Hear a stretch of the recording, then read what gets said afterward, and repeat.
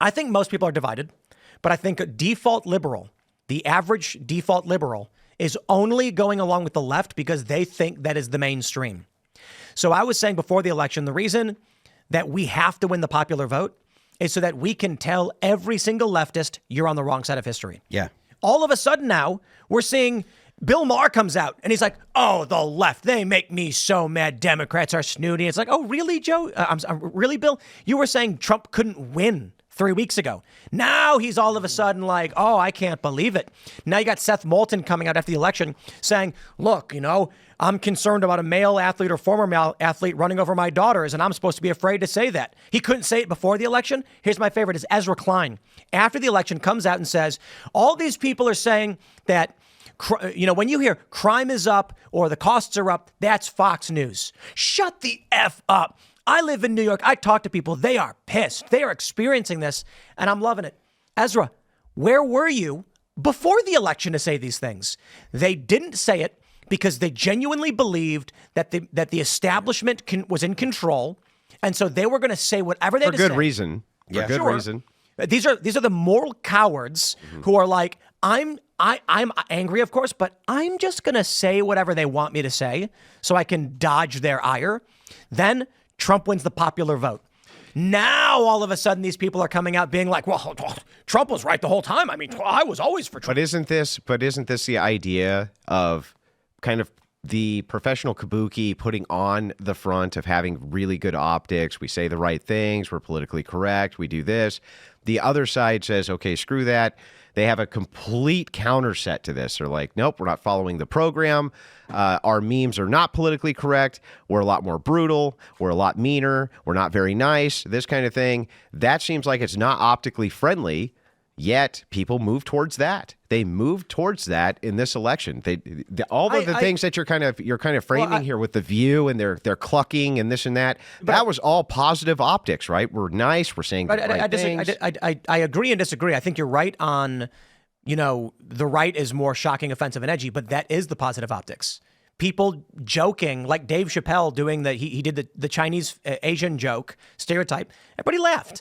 That is fun and funny. And that's what we want to do.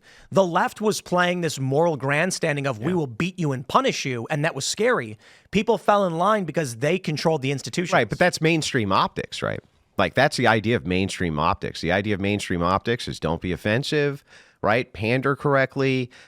Look like you have the moral high ground at all times. Be completely affronted by everything everybody says. That seems to have been kind of the mainstream optical game. Even my entire lifetime. And that's why Trump, broke. I think, I feel like he capitulated too much to that. Well, I think that's why it broke. Because once people realized I don't want to live this way, and other people, like I read that super chat where the guy says, when he saw the Rogan skin turned gray, he started to realize this is all fake. Yeah. So my point is, when we come for retribution and accountability, retribution, divine justice, whatever you want to call it, not revenge, not an emotional thing, it's a pragmatic thing. People need to know we maintain that we are morally correct in what we are doing, and it is dispassionate and logical. Yeah. So the left threatens you. We'll throw you in the gulag, do it or else, and people fall in line. We, on the other side, say, make your jokes, dude, be edgy, I don't care. In fact, the right is a mix between people who are more conservative saying, I don't think anybody should be getting transgender surgeries, and the moderate, disaffected liberals saying, well, if you're over 18, do what you want. And this is a coalition, a unity party. Yeah. And the left is fall in line with us, abortion, stillbirth, or else. People were scared and believed that. The popular vote was a massive flare in the air saying, not anymore. It is no longer a silent majority. The majority doesn't believe these things. What happens is those moral grandstanders like Micah and Joe, who are calling Trump Hitler, are now all of a sudden turning tail because they're scared of being on the wrong side of history. Yeah, they're still moral cowards. Yeah. They're still bad people, but at least now they're bending their knee to our position. Yeah, but I mean, if the wind blows the other direction, they'll be right back there, right? Totally Everybody knows it. 100%. The other thing. So let's not give them any slack. Yeah. Well, no, I understand. And it's tongue in cheek saying lean into the revenge. The point is yeah, it is funny, but the point is to say yes.